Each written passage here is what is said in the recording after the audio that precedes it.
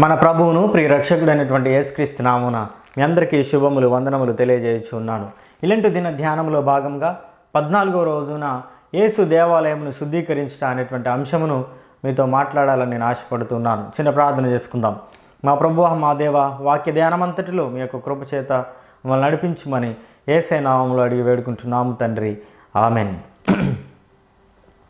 యేసు దేవాలయంను శుద్ధీకరించడం అనేటువంటి కార్యక్రమం ఏదైతే ఉన్నదో అది 4 సువార్తలలో ప్రాముఖ్యంగా రాసి ఉన్నారు. కానీ అంతకంటే ముందుగానే మలాకి ప్రవక్త ప్రవచించినటువంటి విధానం మనం గమనించినట్లయితే మలాకి గ్రంథము 3వ అధ్యాయము 1వ వచనములో మనం పరిశీలించినట్లయితే మీరు కోరుకొను ఆ దూత హఠాత్తుగా మందిరమునకు వచ్చినటువంటి మాట అక్కడ రాయబడి ఉన్నది.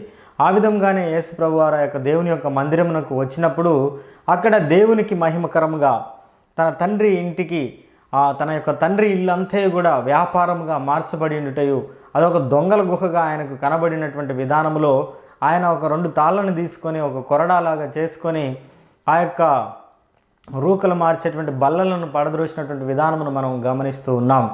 నాటి ఆ యొక్క పాత నిబంధన కాలం ప్రకారము మోషే ధర్మశాస్త్ర ప్రకారము ఇజ్రాయేలీలు దాదాపుగా 13 రకాల అర్పణలను అర్పించేవారు. కాబట్టి ఆ 13 రకాల అర్పణలకు సంబంధించినటువంటి అనేకమైనటువంటి వ్యాపార కార్యక్రమాలు ఆ మందిరంలో జరుగుతూ ఉండేవి.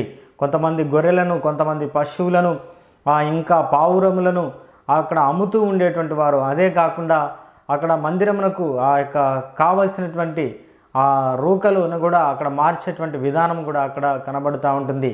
దేవుని యొక్క మందిరములో ఈ యొక్క దేవత విగ్రహములు ముద్రింపబడినాయి. కానీ రాజు యొక్క విగ్రహములు అంటే రాజు యొక్క ముద్రలు ముద్రింపబడినటువంటి కాయిన్స్ కానీ ఆ యొక్క దేవుని యొక్క మందిరములో ఆ యొక్క హుండీలో వేయరు. కాబట్టి ఆ కాయిన్స్ అన్నింటినీ కూడా ఆ యొక్క దేవాలయం ఎదుట వారు మార్చుకునేటువంటి వారు, ఎక్స్చేంజ్ చేసుకునేటువంటి వారు కమిషన్ పద్ధతిలో.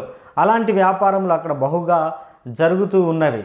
వాటన్నింటిని చూసినటువంటి యేసు ప్రభు వారికి చాలా కోపం వచ్చింది. యేసు ప్రభు వారు కోపపడినటువంటి సందర్భము ఇదే. ఒక భయంకరంగా ఆయన చాలా ఒక రకమైనటువంటి బాధతో అక్కడ ఉన్నటువంటి వారందరినీ అక్కడ పారద్రోసినటువంటి విధానమును, అక్కడ ఉన్నటువంటి బల్లలను పడద్రోసినటువంటి విధానము, అక్కడ ఉన్నటువంటి పశువులను వదిలిపెట్టినటువంటి విధానము మనం గమనిస్తూ ఉన్నాం. అక్కడ ఉన్నటువంటి ప్రతి విధమైనటువంటి అక్రమ కార్యక్రమాన్ని ఆయన వ్యతిరేకించినటువంటి విధానమును మనం గమనిస్తూ ఉన్నాం. నేటి దినములలో మనము దీన్ని ఏ విధంగా అన్వయించుకోవాలి? యేసు ప్రభు వారు ఎప్పుడైతే ఆ యొక్క కార్యక్రమము చేసి ఉన్నాడో ఆ కార్యక్రమమును బట్టి అప్పటి నుంచి యేసు ప్రభు వారిని ఆ యొక్క శిష్యులు, ఆ యొక్క పరిసయ్యులు వారందరూ కూడా యేసు ప్రభువును చంపడానికి మరీ ఎక్కువగా ప్రయత్నం చేసినట్టు మనకు వాక్య భాగంలో మనకు కనబడుతూ ఉంటుంది. అయితే దీనంతటిని మనము నేటి దినములో, ఈ యొక్క లెంటి దినములో మనం ఎందుకు ధ్యానిస్తూ ఉన్నామంటే మన యొక్క దేహము దేవుని యొక్క ఆలయమై ఉన్నదని మనకు కొత్త నిబంధన తెలియజేస్తూ ఉంది. నాటి పాత నిబంధన కాలంలో దేవుని యొక్క ఆలయమును శుద్ధీకరించడానికి యేసు ప్రభు వారు వచ్చి ఉన్నారు. ఆ యొక్క మందిరము ఇప్పుడు పడగొట్టబడి ఉన్నది. 70వ శతాబ్దంలో రోమా ప్రభుత్వం ఎప్పుడూ ఆ మందిరమును పడగొట్టి ఉన్నది. కానీ నేటి దినములలో ఎవరు దేవుని యొక్క మందిరమై ఉన్నారని మనం వాక్యాన్ని పరిశీలించినట్లయితే కొరింథీయులకు రాసినటువంటి పత్రిక 3వ అధ్యాయము మరియు కొరింథీయులకు రాసినటువంటి మొదటి పత్రిక 6వ అధ్యాయమును మనం గమనించినట్లయితే మనమే దేవుని ఆలయమై ఉన్నామని, మన యొక్క దేహము పరిశుద్ధాత్మకు నిలయమై ఉన్నదని మనకు వాక్యము తెలియజేస్తూ ఉన్నది. అయితే మన యొక్క దేహములను మనము సరిగా ఉంచుకోవాలి. అంటే పరిశుద్ధాత్మకు నిలయముగా, పరిశుద్ధంగా మనం ఉండవలసినటువంటి వారమై ఉన్నామనేటువంటి విషయాన్ని మనకు వాక్యం తెలియజేస్తూ ఉంది. ముఖ్యంగా ఈరోజు సూటిగా నేను యవనస్తులతో మాట్లాడాలని, ఈ యొక్క దేవాలయ యొక్క శుద్ధీకరణ అంశం విషయమై యవనస్తులతో సూటిగా మాట్లాడాలని నేను ఆశపడుతూ ఉన్నాను. యెషయా గ్రంథము 58వ అధ్యాయంలో చెప్పబడినట్లు ఆహారం దాని కొరకు మీరు రూకలు ఏ విధంగా హెచ్చించెదరు అని అక్కడ చెప్పబడుతూ ఉన్నది. ఆహారం కాని దానికోసము మీరు రూకలు ఏ విధంగా ఖర్చు పెడుతున్నారు, మీ యొక్క డబ్బుని ఏ విధంగా ఖర్చు పెడుతున్నారని వాక్యం సెలవిస్తూ ఉన్నది. నిజమే ప్రియమైనటువంటి దేవుని బిడ్డలారా, ఆహారం ఆహారం కాని దానికోసం ఈరోజు యవనస్తులు ఒక్కొక్కరు ఎంత ఖర్చు పెడుతున్నారో మనము పరిశీలించినట్లయితే వారు ఒక్కొక్క ఫుల్ బాటిల్కి 900 రూపాయలు ఖర్చు పెడుతూ ఉన్నారు. ఆ 900 రూపాయలను మనము ఒక సిలిండర్ కొని ఉంటే అది 3 నెలలు ఒక కుటుంబాన్ని అంతటికీ ఆ వంటను అందించేటువంటి సామాగ్రిగా ఉపయోగపడుతూ ఉంటుంది. ఇవన్నీ మీరు వాట్సాప్లో, సోషల్ మీడియాలో చూస్తూ వాటన్నింటిని మీరు చాలా ఫన్నీగా జోక్గా తీసుకుంటున్నారు. కానీ దేవుని వాక్యం చెబుతూ ఉన్నది, మీరు ఆహారం కాని దాని కొరకు మీ రూకలు ఏ విధంగా మీరు హెచ్చిస్తూ ఉన్నారు, మీరు ఎందుకు వాటి కోసం మీరు ఖర్చు పెడతా ఉన్నారు, దాని ద్వారా మీ యొక్క దేహం పాడైపోతున్నది, మీ కుటుంబం పాడైపోతున్నది, మీ పిల్లలు పాడైపోతున్నారు, సమస్తము పాడైపోతున్నది. దీనిని బట్టి ఏమాత్రము కూడా దేవుడు సహించేటువంటి వాడు కాదు.